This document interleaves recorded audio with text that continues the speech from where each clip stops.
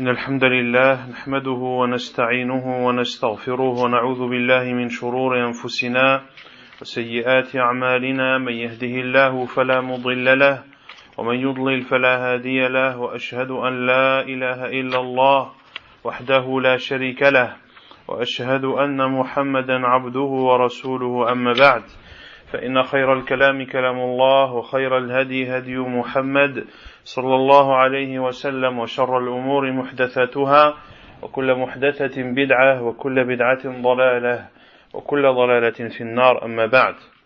Toujours dans la traduction et les quelques commentaires sur le livre Al-Qawl al-Mufid fi Adillat al-Tawhid, la parole bénéfique en l'épreuve du Tawhid du Cheikh Muhammad ibn Abdul Wahhab al-Wasabi حفظه الله تعالى. قال المؤلف تحريم إتيان الكهان والعرافين. Le Cheikh حفظه الله ouvre le chapitre de l'interdiction de se rendre chez un devin ou un voyant. عن عائشة رضي الله عنها قالت سأل أناس رسول الله صلى الله عليه وسلم عن الكهان فقال لهم رسول الله صلى الله عليه وسلم إنهم ليسوا بشيء فقالوا يا رسول الله إنهم يحدثون أحيانا بالشيء يكون حقا فقال رسول الله صلى الله عليه وسلم تلك الكلمة من الحق يخطفها الجني فيقترفها فيقرقرها في أذن وليه كقرقرة الدجاجة فيخلطون فيها أكثر من 100 كذبة. أخرجه البخاري ومسلم. وعن معاوية بن الحكم السلمي رضي الله عنه قال قلت يا رسول الله إني حديث عهد بجاهلية وقد جاء الله بالإسلام وإن منا رجالا يأتون الكهان قال فلا تأتوا الكهان قال قلت ومنا رجال يتطيرون قال ذلك شيء يجدونه في صدورهم فلا يصدنهم أخرجه مسلم. Donc l'auteur ouvre le chapitre de l'interdiction de se rendre chez un devin ou un voyant. Il cite pour preuve plusieurs hadiths, dont le hadith de Aïcha radiyallahu anha, qui dit que des personnes ont questionné le prophète sallallahu alayhi wa sallam sur les devins. Et le prophète sallallahu alayhi wa sallam leur a dit, ils ne valent rien, ils n'ont aucune valeur, ce ne sont rien, en parlant de ces devins. Ils ont dit, ô envoyé d'Allah, mais ils disent des choses parfois qui sont vraies. Le prophète sallallahu alayhi wa sallam leur a alors répondu, c'est une parole de vérité que prend le djinn, fayuqarqiruha fi udhuni waliyih. Al-qarqara, c'est le bruit de la poule.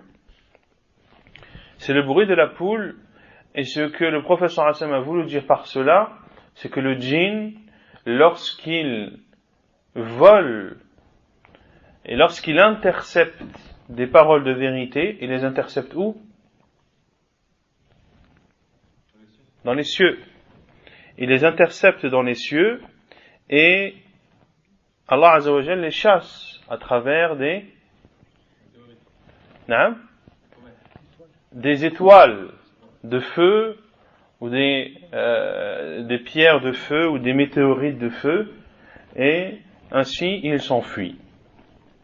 Et le prophète sallallahu alayhi wa sallam a dit, c'est une parole de vérité que vole ou qu'intercepte le djinn, puis il la prononce à l'oreille de son allié ici, qui est le devin, comme le bruit de la poule. Autrement dit, c'est une parole qui n'est pas claire, c'est une parole qui n'est pas claire et qui n'est pas compréhensible dans sa totalité. Ainsi, le prophète sallallahu alayhi wa sallam a dit فَيَخْلِطُونَ فِيهَا أَكْثَرَ مِنْ 100 كَذْبَةٍ. Et ainsi, il mélange à cette parole qui est vérité sans mensonge. ou plus de 100 mensonges. Hadith authentique rapporté par Al-Bukhari et Muslim. Ainsi, il ne faut pas être dupé par les devins qui, parfois, peuvent dire une parole qui comporte de la vérité, mais cela ne provient pas d'un don qu'il a, cela ne provient pas du fait qu'Allah Azza wa Jalla lui révèle quelque chose, non, cela provient d'un djinn qui lui transmet une partie de ces informations. Et le second hadith est le hadith de Muawiyah ibn al-Hakam al-Sulami radiyallahu anhu, qui dit, j'ai dit, ô envoyé d'Allah, il n'y a pas si longtemps, j'étais encore dans la période anté-islamique, et Allah a apporté l'islam, et il y a parmi nous des hommes qui vont encore rendre visite à des devins. Le prophète sallallahu alayhi wa sallam a dit, fala ta'tul kuhan, ne vous rendez pas chez les devins. Qala qultu wa minna rijalun yatatayyarun, et j'ai dit, et il y a parmi nous des hommes qui font at-tayyarah. Et at-tatayyur, on en avait déjà parlé, c'est le fait de Naam, superstition, naam, le fait de considérer un fait comme un signe avant-coureur d'un mal ou d'un bien. Et at-tayyarah, qui vient du terme tayr en arabe, ainsi les Arabes regardaient les oiseaux, et lorsqu'ils se dirigeaient vers une direction, eh bien, ils considéraient cela comme un bon signe, ainsi ils continuaient leur voyage ou ce qu'ils avaient entrepris de faire, et s'ils voyaient les oiseaux tourner de l'autre côté ou de l'autre direction, alors ils considéraient cela comme un signe avant-coureur d'une mauvaise chose ou d'un malheur, alors ils s'abstenaient de faire ce qu'ils voulaient entreprendre. Et le prophète sallallahu alayhi wa sallam a dit, c'est une chose qu'ils ressentent dans leur poitrine, que cela ne les empêche pas. At-tayyara, le fait de la superstition, c'est quelque chose qu'ils ressentent dans leur poitrine, dans leur cœur, dans leur fort intérieur, et que cela ne les arrête pas, ou que cela ne les empêche pas, c'est-à-dire de faire ce qu'ils ont entrepris de faire parmi leurs projets ou autres.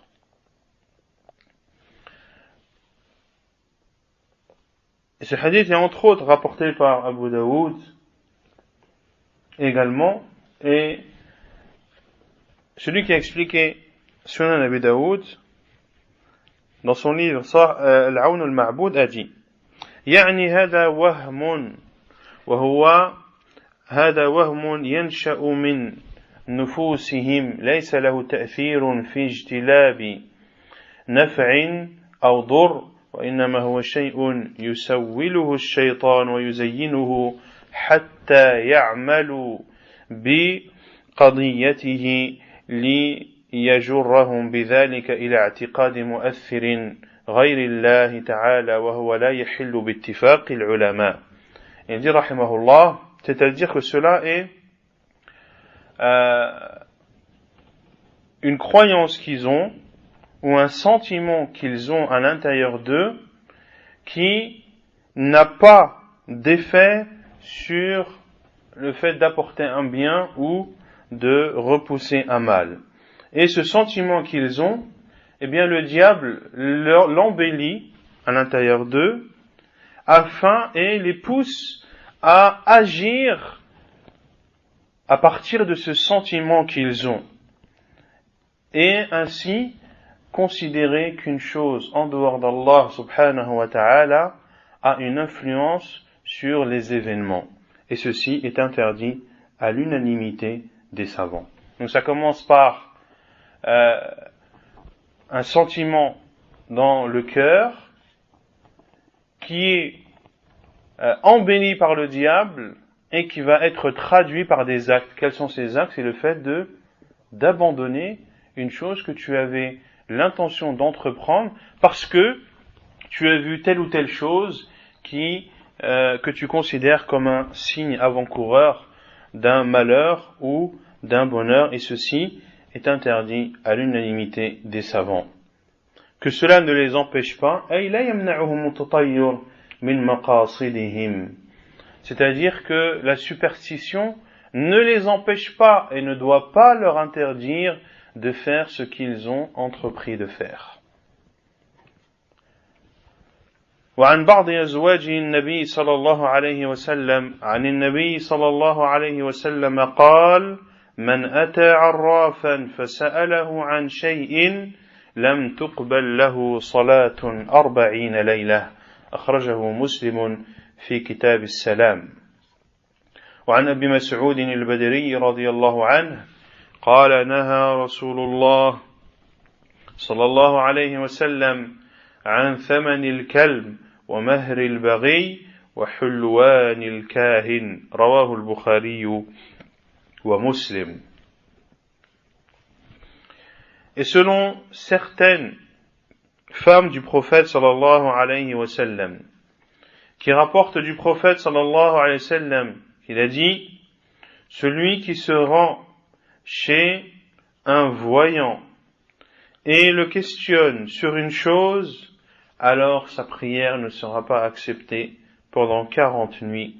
Hadith authentique apporté par Muslim dans son Sahih. Et selon Abu Mas'ud al-Badri, radiyallahu anhu, il dit, le prophète sallallahu alayhi wa sallam a interdit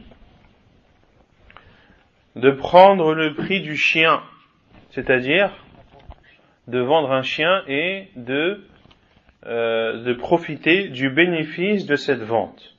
Wa mahril baghi, si l'on traduit textuellement, cela revient à dire la dot de la prostituée, autrement dit,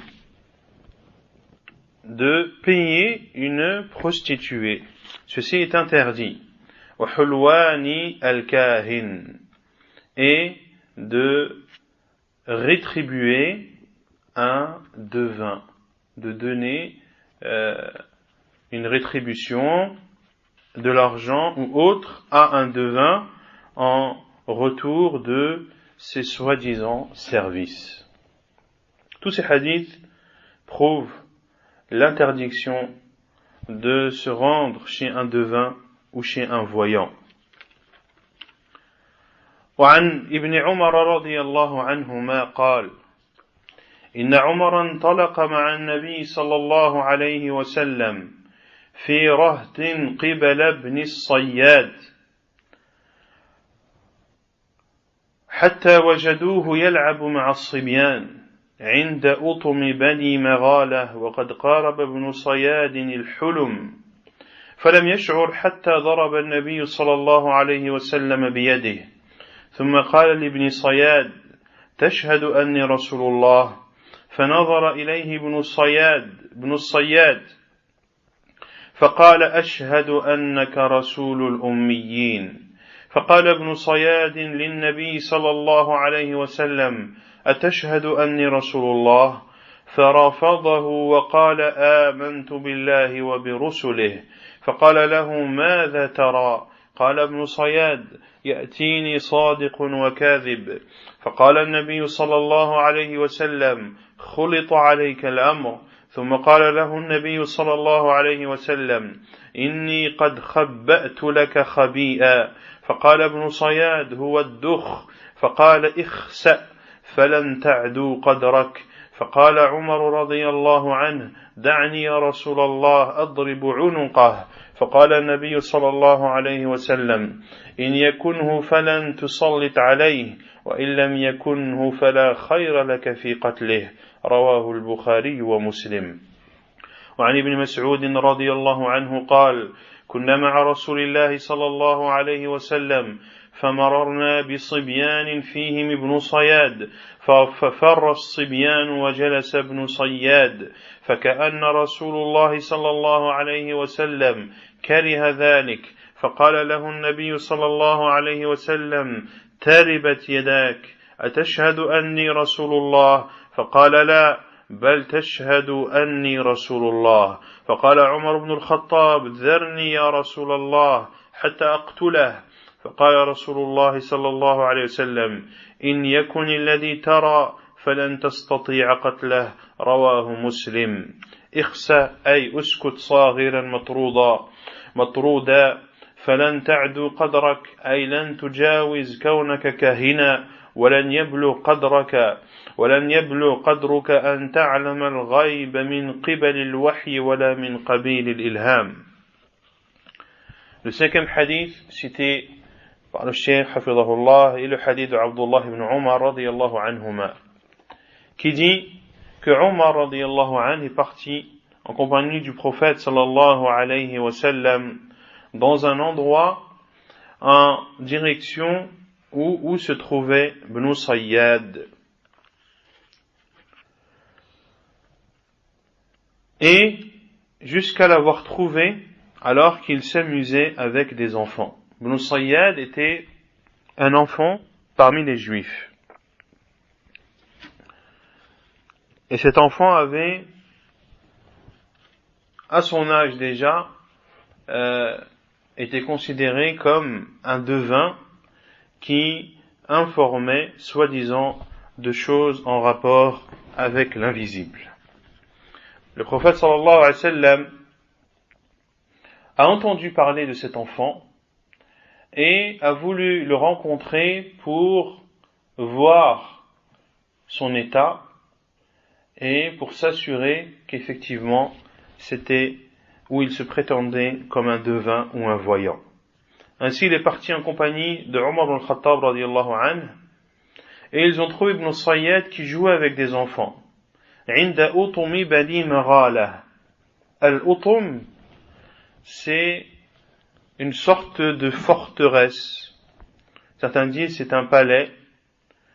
D'autres disent toute forteresse qui est construite de pierre. Et Al-Utum était utilisé à l'époque du prophète sallallahu alayhi wa sallam durant les batailles pour se protéger des flèches et des lances, etc. Et le prophète sallallahu alayhi wa sallam a trouvé Ibn Sayyad qui jouait avec des enfants à proximité de la forteresse de Bani Maghalah. Et les forteresses, ou ces Utum, étaient existantes jusqu'à il n'y a pas si longtemps que cela dans la ville du prophète sallallahu alayhi wa sallam. Ils ont vu Ibn Sayyad à proximité de cette forteresse de Banu Maghalah, et à cette époque, Ibn Sayyad avait presque atteint l'âge de la puberté. Ibn Sayyad ne s'est pas aperçu que le prophète sallallahu alayhi wa sallam était ici jusqu'à ce que le prophète alayhi salatu wa sallam l'ait touché de sa main. Et dans une autre version, le prophète sallallahu alayhi wa sallam a touché son dos. Puis le prophète sallallahu alayhi wa sallam a dit à Ibn Sayyad, attestes-tu que je suis l'envoyé d'Allah? Ibn Sayyad a regardé le prophète sallallahu alayhi wa sallam et lui a dit, j'atteste que tu es le prophète des analphabètes. J'atteste que tu es le prophète des analphabètes. Ici, pourquoi a-t-il dit les analphabètes? Les savants ont dit, il a voulu dire par cela les Arabes, car les Arabes à l'époque étaient, pour la plupart, ne savaient ni lire ni écrire. Ce qu'il a dit donc est vrai, à savoir que les Arabes étaient analphabètes, mais ce qu'il a voulu dire par là est bien plus grave, à savoir que le prophète sallallahu alayhi wa sallam n'a été envoyé qu'aux Arabes uniquement, et il n'a pas été envoyé à l'ensemble de l'humanité. Et c'est, entre autres, ce que considéraient et ce à quoi croyaient les Juifs au temps du prophète sallallahu alayhi wa sallam, et ils justifient le fait de ne pas croire en Muhammad sallallahu alayhi wa sallam par le fait qu'il ait été envoyé uniquement aux Arabes. Et Ibn Sayyad a dit ensuite au prophète sallallahu alayhi wa sallam, et toi, attestes-tu que je suis l'envoyé d'Allah? Le prophète sallallahu alayhi wa sallam l'a rétorqué et a dit, je crois en Allah et en ses prophètes. Puis le prophète sallallahu alayhi wa sallam lui a dit, que vois-tu? C'est-à-dire, que sais-tu des informations concernant l'invisible? Ibn Sayyad lui a alors répondu, il me vient un véridique et un menteur.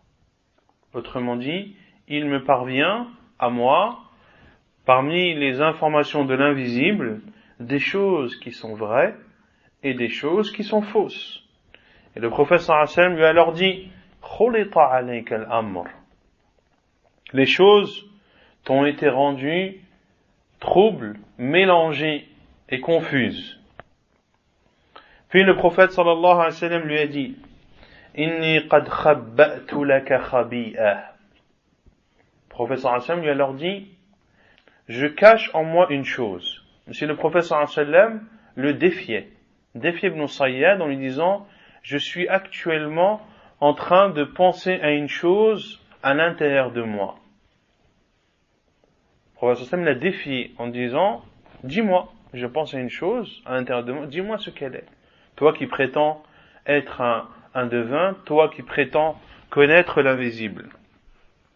Ibn Sayyad a dit, huwa ad-dukh. C'est le dukh.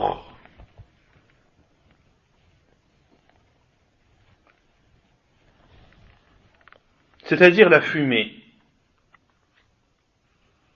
Et le prophète sallallahu alayhi wa sallam lui a dit, ikhsa falan ta'du qadrak. Ikhsa, c'est-à-dire tais-toi avec accompagné de rejet et d'humiliation. Le prophète sallallahu alayhi wa sallam lui a dit, tais-toi, falan ta'du qadrak. Tu ne dépasseras pas ton statut. Tu ne dépasseras pas ton statut, c'est-à-dire que tu n'es qu'un devin. Tu n'es qu'un devin qui n'a la connaissance que d'une infime partie de la vérité. Ainsi, n'essaie pas tu ne pourras pas dépasser ton statut, qui est le statut de devin, à qui parvient une information vraie mélangée à plus de 100 mensongères. Tu ne dépasseras pas ton statut de devin pour aller ou pour atteindre quel statut? Le statut de la prophétie. Car les prophètes d'Allah Azza wa Jal ont la révélation de la part d'Allah subhanahu wa ta'ala. Ils ont donc une information qui leur provient directement d'Allah Azza wa Jal à travers Jibril alayhi salam.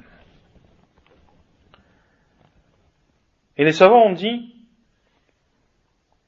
que le prophète sallallahu alayhi wa sallam, dans d'autres hadiths, notamment rapportés par Abu Daoud, le prophète sallallahu alayhi wa sallam avait dit dans son fort intérieur ou pensé à la parole d'Allah azza wa jal, fartaqib yawma ta'ti as-sama'u bi dukhanin mubin. Et scrute ou attends-toi au jour dans lequel le ciel sera recouvert d'une immense fumée. Et les savants ont dit également que Ibn Sayyad n'a pas répondu et n'a pas relevé le défi que lui a fait le prophète sallallahu alayhi wa sallam. Pourquoi? Car il n'a cité qu'une phrase ou qu'un mot de ce que le prophète sallallahu alayhi wa sallam disait ou avait dans son fort intérieur. Il n'avait qu'un mot amputé, et ceci est l'habitude des devins. Ceci est l'habitude des devins et des voyants. Ils ne t'apportent qu'une infime vérité, et comme on l'a vu précédemment, cette infime vérité ne leur parvient ni à travers la révélation, ni à travers l'ilham. Qu'est-ce que l'ilham? Qu'est-ce que l'ilham? Non?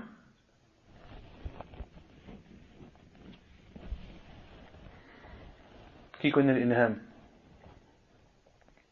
Al-ilham, ce sont des sortes d'inspiration. Il y a la révélation qu'Allah Azza wa Jal révèle à ses prophètes et envoyés, et il y a l'inspiration. Al-ilham, comme Omar ibn al-Khattab radiyallahu anhu, ou comme Abu Bakr radiyallahu anhu, qui faisait partie de Al-Mulhamoun. Ils avaient des inspirations divines. Par exemple, Abu Bakr radiyallahu anhu s'est adressé à sa fille en lui disant que, ou en parlant de sa femme qui était enceinte, que c'était une sœur qu'elle allait avoir. Et effectivement, c'est une sœur qu'elle avait eue. Ceci fait partie de l'ilham. Omar ibn al-Khattab radiyallahu anhu, alors qu'il était en train de faire la khutbah de Jumu'ah, s'est mis à dire attention, attention à l'ennemi. L'ennemi arrive de derrière la montagne. Il s'adressait à une armée musulmane qui était en Irak et qui était menacée par un ennemi qui allait venir de derrière une montagne, alors que Omar radiyallahu anhu était où? Était à Médine. Ceci fait partie de Al-Ilham. Ce n'est pas une révélation, c'est une inspiration. Et les devins n'ont aucune part de cela, ni de la révélation, ni de l'inspiration, mais comme le prophète sallallahu alayhi wa sallam nous l'a informé, cette infime partie de vérité leur parvient d'un djinn qui a intercepté ou volé cette information. Et Omar radiyallahu anhu a alors dit au prophète sallallahu alayhi wa sallam, laisse-moi, ô envoyé d'Allah, frapper son cou. Le prophète sallallahu alayhi wa sallam lui a alors dit, si c'est lui, tu ne pourras rien contre lui. Et si ce n'est pas lui, il n'y a aucun bien à le tuer. Ibn Sayyad, beaucoup pensaient, ou avaient un doute, que c'était le Messie ad-Dajjal, que c'était l'Antéchrist. C'est pour ça que le prophète sallallahu alayhi wa sallam a dit à Omar, si c'est lui, tu ne pourras pas le tuer. Car le seul qui tuera ad-Dajjal, c'est Isa alayhi salam. Et le Dajjal parcourra la terre en y semant turpitude et trouble et discorde. Et si ce n'est pas lui, alors il n'y a aucun bien à le tuer. Ici les savants ont dit, il n'y a aucun bien à le tuer pour deux choses, ou l'une des deux choses. La première, soit parce que il est jeune, c'est un enfant, on a vu qu'il n'avait pas encore atteint l'âge de la puberté, ou soit parce qu'il fait partie des zimmi. Et le zimmi, ce sont les gens parmi les gens du livre qui vivent dans un pays musulman et dans lequel leur sécurité est assurée. Dans lequel leur sécurité est assurée. Ainsi, ce sont des gens du livre, donc ce ne sont pas des musulmans. Et ils ne croient pas au prophète sallallahu alayhi wa sallam. Mais parce que ils font partie des zimmiyin, avec qui il y a un accord avec les musulmans, ou parce qu'ils donnent la jizya, ils donnent l'impôt qui leur permet de vivre et de résider dans un pays musulman en toute sécurité.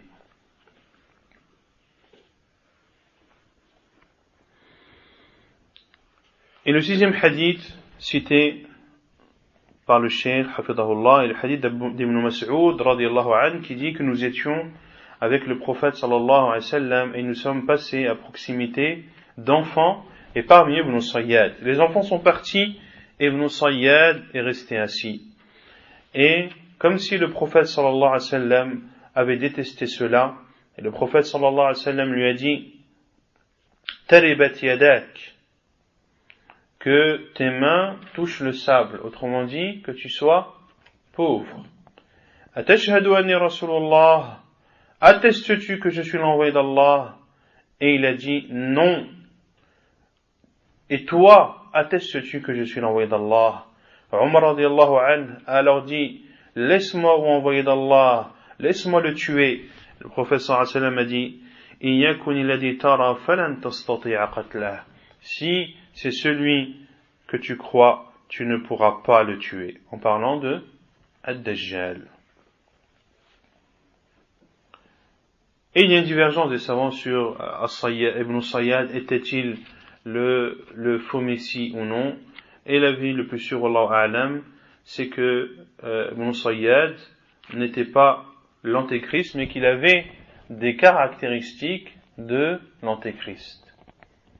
Et lui-même répondait aux compagnons qui le considéraient comme étant le faux messie, en leur disant que le faux messie est borgne. Or moi je ne suis pas borgne. Et le faux messie n'entre pas à Médine et à la Mecque.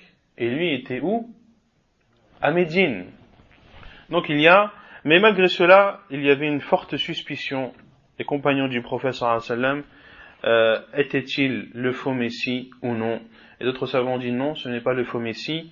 Ils ont pour preuve le hadith de Tamim ibn Aus ad-Dari radiyallahu anhu, rapporté par Muslim dans son Sahih, dans lequel, lorsque leur embarcation a chaviré et qu'ils se sont retrouvés dans une île et ils ont vu une bête dont l'avant et l'arrière ne pouvaient pas être distingués, et ils ont alors vu un homme dans une grotte enchaîné et cet homme était Al-Masih ad-Dajjal, qui était parfaitement au courant de ce qui se passait sur terre et était au courant que le prophète sallallahu alayhi wa sallam était apparu dans la péninsule arabique jusqu'à la fin du hadith.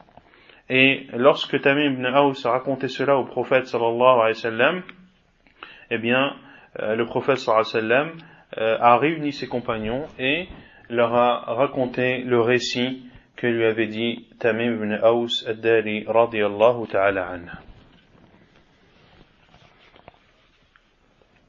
Donc tout ceci prouve l'interdiction de se rendre chez des devins ou des voyants.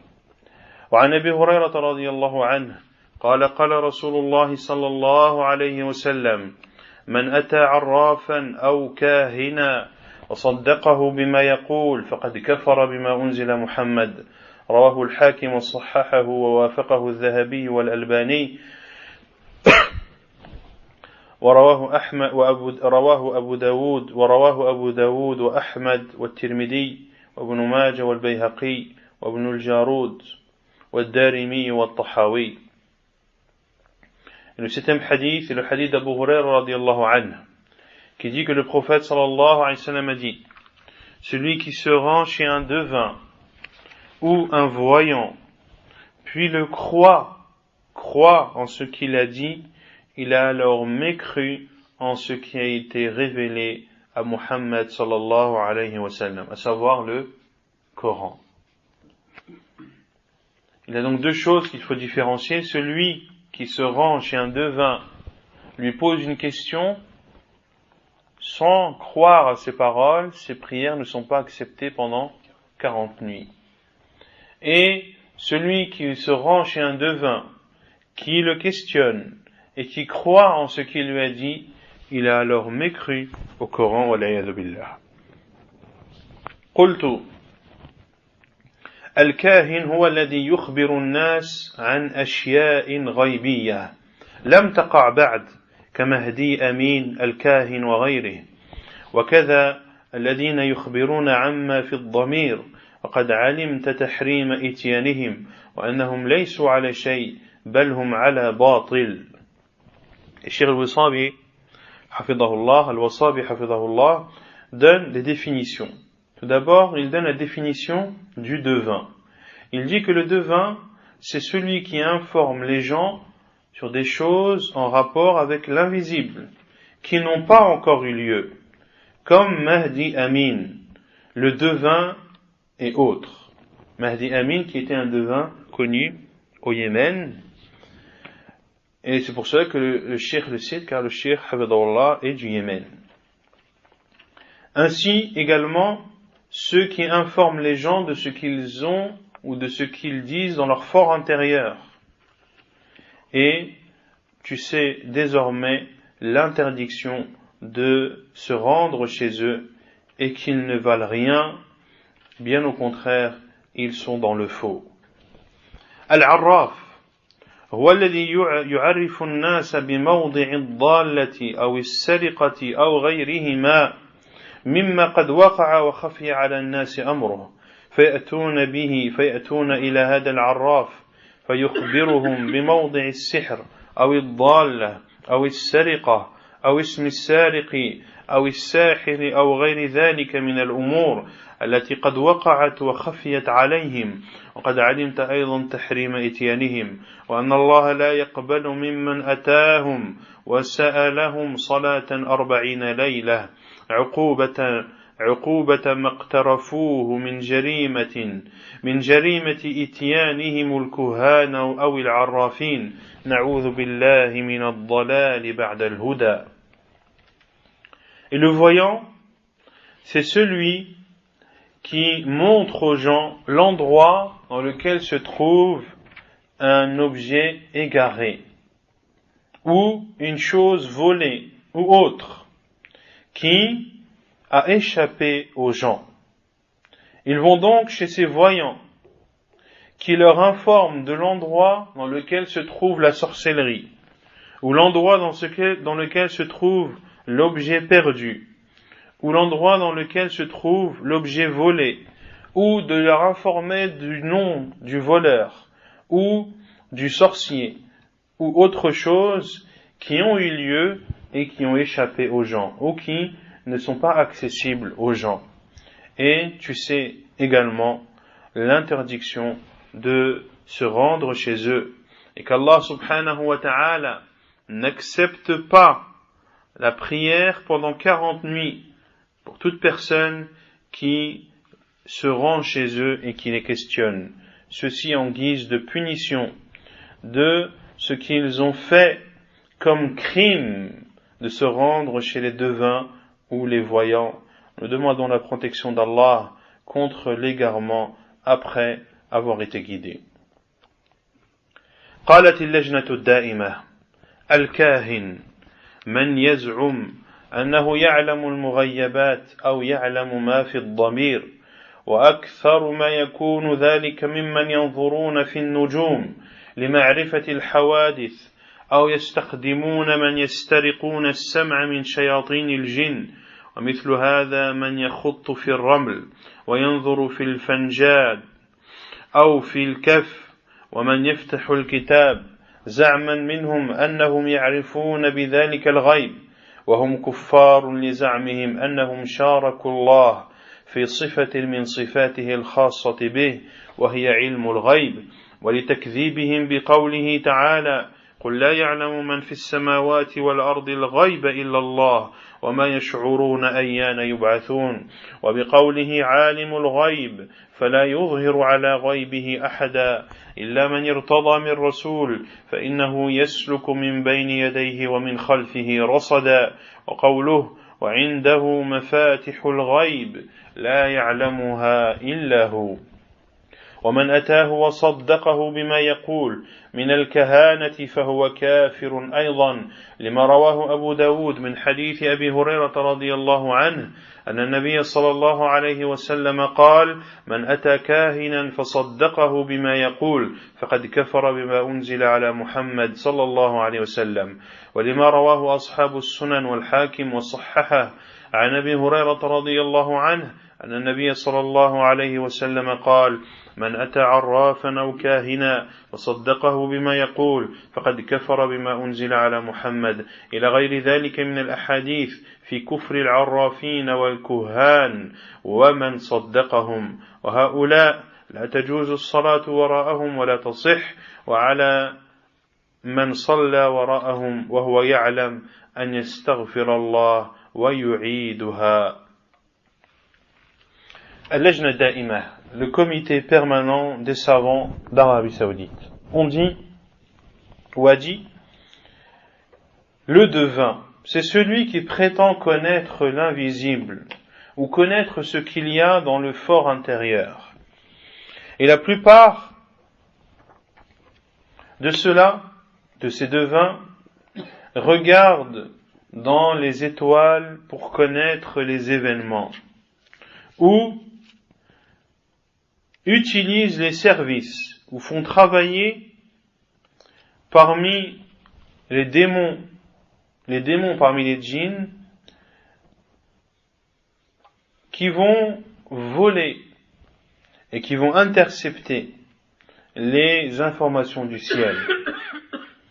Et parmi eux également, ils utilisent, les devins utilisent également les tracés sur le sable, ou de regarder des verres ou des tasses, ou de regarder la main, ou d'ouvrir un livre, en pensant ou en prétendant que cela leur permet de connaître l'invisible. Et ce sont des mécréants. Ce sont des mécréants car ils ont prétendu être associés à Allah dans un attribut qui est propre à lui subhanahu wa ta'ala. Quel est cet attribut? De connaître la science de l'invisible. Et également parce qu'ils ont traité de mensonge la parole d'Allah Azza wa Jal dit: ne connaît dans les cieux et la terre l'invisible que Allah. Et ils ne se rendent pas compte du moment où ils seront ressuscités. Et Allah Azza wa Jal, et de la parole d'Allah Azza wa Jal, c'est lui qui connaît l'invisible. Il ne le dévoile à personne, sauf à celui qu'il a agréé comme messager, et qu'il fait précéder et suivre de gardiens vigilants. Ici, dans ce verset, Allah Azza wa Jal atteste que c'est le seul qui connaît l'invisible, subhanahu wa ta'ala, et qu'il donne une partie de l'invisible à ceux qu'il a agréés comme messagers. Et le Cheikh Sa'di, rahimahullah ta'ala, a dit: أي فإنه يخبره بما اقتضت حكمته أن يخبره به. C'est-à-dire qu'Allah Azza wa Jal informe le messager, le prophète, de ce que la sagesse d'Allah subhanahu wa ta'ala considère comme nécessaire. وذلك لأن الرسل ليسوا كغيرهم فإن الله أيدهم بتأييد ما أيده أحد من الخلق وحفظ ما أوحاه إليهم حتى يبلغوه على حقيقته. Donc Allah Azza wa Jal a fait le choix de par sa sagesse subhanahu wa ta'ala de dévoiler une partie de l'invisible à ses prophètes. Car les prophètes d'Allah subhanahu wa ta'ala ne sont pas comme les autres. Allah subhanahu wa ta'ala les soutient d'un soutien qu'aucune autre créature ne connaît. Et Allah subhanahu wa ta'ala préserve la révélation qu'il transmet à ses prophètes et messagers. Allah Azza wa Jal protège cette révélation afin que ce que vont transmettre les prophètes, ou le message que les prophètes vont transmettre, soit le message véridique, soit le message authentique, qui n'a été falsifié par qui que ce soit. Pour cela qu'Allah Azza wa Jal a dit qu'il fait précéder et suivre de gardiens vigilants. Allah Azza wa Jal protège la révélation qu'il fait à ses prophètes et envoyés. Les diables n'y ont pas accès, les djinns n'y ont pas accès, ni de près, ni de loin.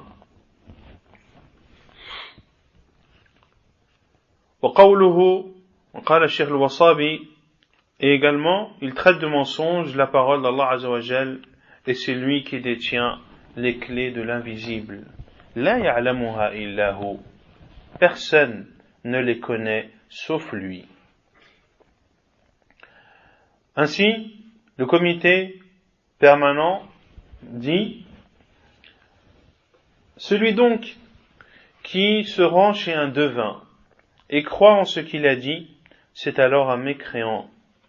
Car la preuve est le hadith rapporté par Abu Daoud, hadith d'Abu Huraira radiallahu anhu, dans lequel le prophète sallallahu alayhi wa sallam a dit: celui qui se rend chez un devin, qui croit en ce qu'il a dit, eh bien, il a alors mécru en ce qui a été révélé en Muhammad sallallahu alayhi wa sallam. Et ce qui a été révélé, et ce qui a été rapporté également, d'après Al-Hakim, et qui a été authentifié par lui, selon Abu Huraira radiallahu anhu, le prophète sallallahu alayhi wa sallam a dit: celui qui se rend chez un devin ou un voyant, et qui croit en ce qu'il a dit, a alors mécru en ce qui a été révélé en Muhammad sallallahu alayhi wa sallam. Et bien d'autres hadiths qui prouvent la mécréance des voyants, des devins et de ceux qui croient en ce qu'ils ont dit. Et ces personnes-là, il est interdit de prier derrière eux. Et la prière faite derrière eux est nulle, elle n'est pas valide. Et celui qui a prié derrière eux, tout en sachant qui ils étaient, doit demander le pardon à Allah et doit recommencer sa prière. Est-ce que c'est clair? ثم قال المؤلف حفظه الله: تحريم تعليق الحروز والتمائم والتولة. L'interdiction d'accrocher des amulettes, des talismans et at-tiwala, qui, comme on l'a vu dans des cours précédents, est ce qui est porté dans le but qu'un homme aime sa femme ou que la femme aime son mari. Et at-tama'im, on verra Inch'Allah par la suite sa définition. عن عقبة بن عامر الجهني رضي الله عنه أن رسول الله صلى الله عليه وسلم أقبل إليه رهط فبايع 9 وأمسك عن 1 فقالوا: يا رسول الله، بايعت 9 وتركت هذا؟ قال: إن عليه تميمة. فأدخل يده فقطعها فبايعه وقال: من علق تميمة فقد أشرك. أخرجه أحمد بإسناد صحيح والحاكم، وقد صححه الشيخ الألباني رحمه الله وحسنه الشيخ مقبل في الجامع الصحيح.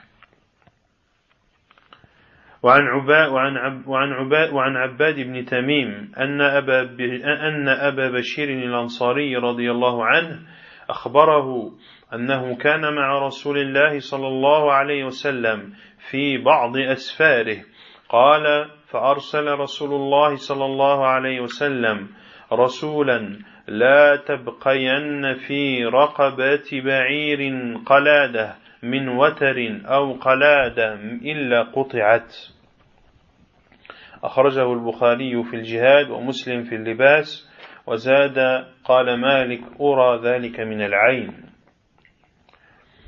L'interdiction donc de porter des amulettes, des talismans ou at-tiwala.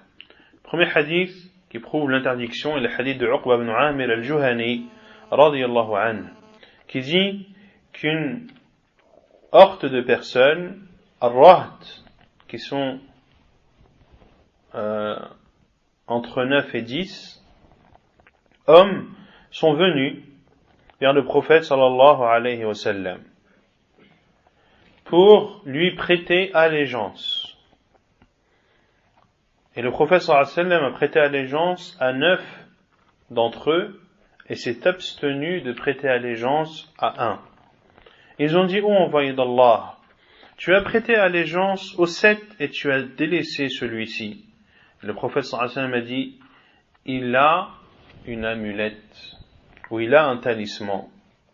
Et l'homme a alors rentré sa main dans sa poche et a déchiré son amulette.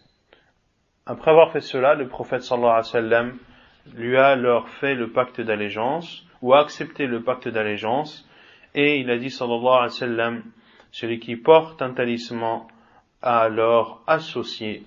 Et c'est un hadith authentique, rapporté par Ahmed, authentifié par Sheikh al-Albani et rendu bon par Sheikh Muqbil, rahimahumullah. Et le deuxième hadith est le hadith de Abbad ibn Tamim, qui rapporte que Abu Bashir al-Ansari radiyallahu anhu lui a informé qu'il était avec le prophète sallallahu alayhi wa sallam dans certains de ses voyages. Et le prophète sallallahu alayhi wa sallam a alors envoyé une personne pour informer les gens en leur disant: ne laissez dans le cou des chameaux aucun collier de corde ou tout autre collier sans le couper.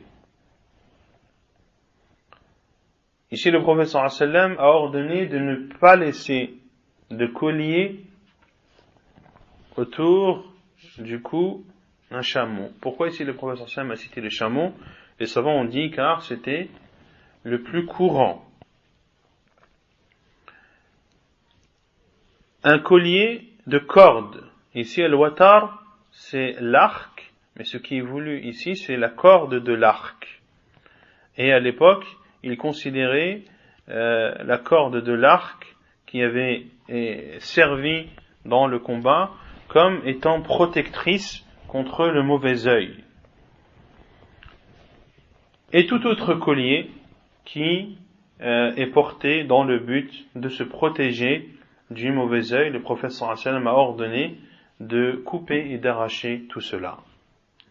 وعن رويفع ابن ثابت رضي الله عنه أن رسول الله صلى الله عليه وسلم قال: يا رويفع لعل الحياة ستطول بك بعدي فأخبر الناس أنه من عقد لحيته أو تقلد وترا أو استنجى برجيع دابة أو عظم فإن محمدا بريء منه.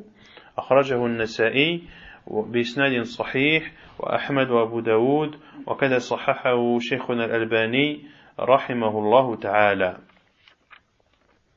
Troisièmement, le troisième hadith qui prouve l'interdiction de porter des amulettes, talismans ou autres, est le hadith de Ruwayfi' ibn Thabit radiyallahu anhu, qui dit que le prophète sallallahu alayhi wa sallam lui a dit: ô Ruwayfi', tu vas sûrement vivre longtemps après moi.